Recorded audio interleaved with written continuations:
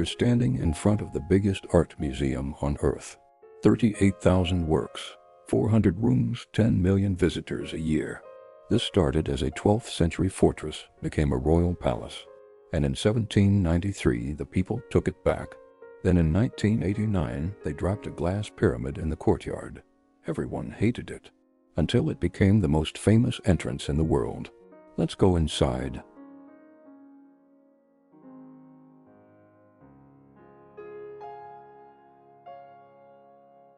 The first thing you notice is the silence.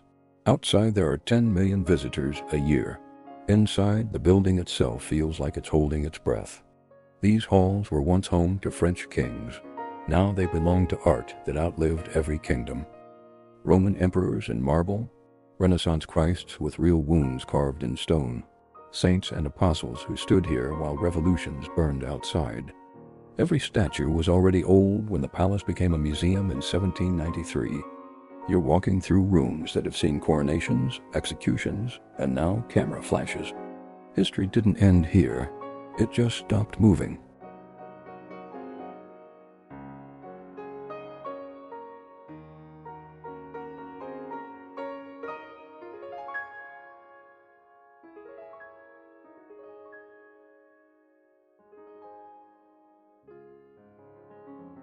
These hallways are a gallery on their own.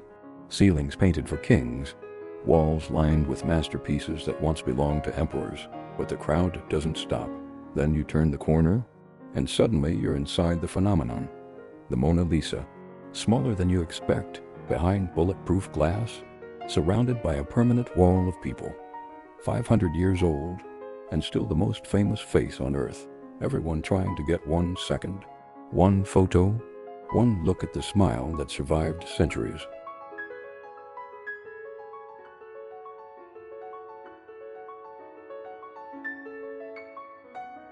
You step away from the crowd, and the museum breathes again.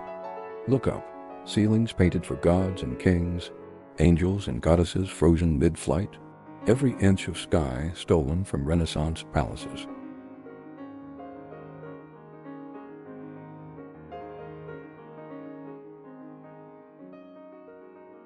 Then you meet her, the winged Victory, 2,100 years old, carved from marble on Samothrace, brought here by treasure hunters and placed where she can watch the entire museum. The ceilings keep watching too, as if it was never decided whether it's a palace, a fortress, or a tomb for everything beautiful that refused to die. You turn a corner in a French palace, and suddenly you're in ancient Egypt. 5,000-year-old mummies, gods with falcon heads, sarcophagi painted with spells that were meant to outrun death itself.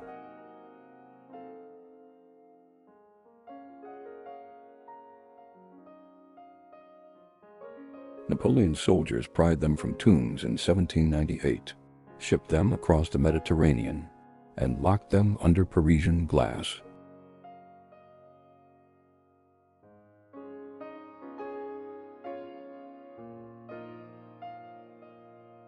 You walk into rooms that still belong to emperors.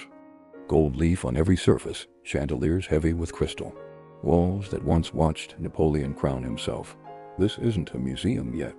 This is still a palace pretending.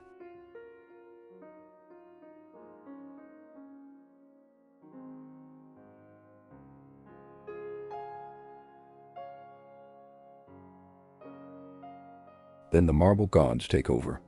Roman emperors who ruled when Paris was a village, Greek heroes carved before Christ walked, goddesses missing arms but not power.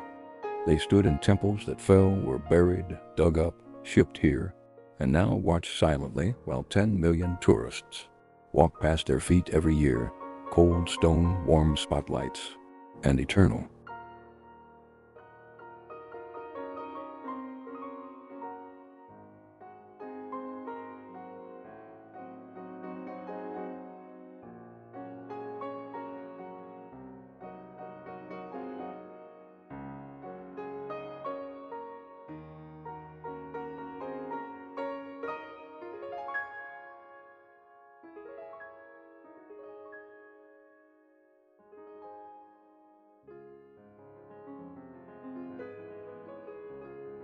One last look at the pyramid hanging above the hall, like a crystal ship frozen in time.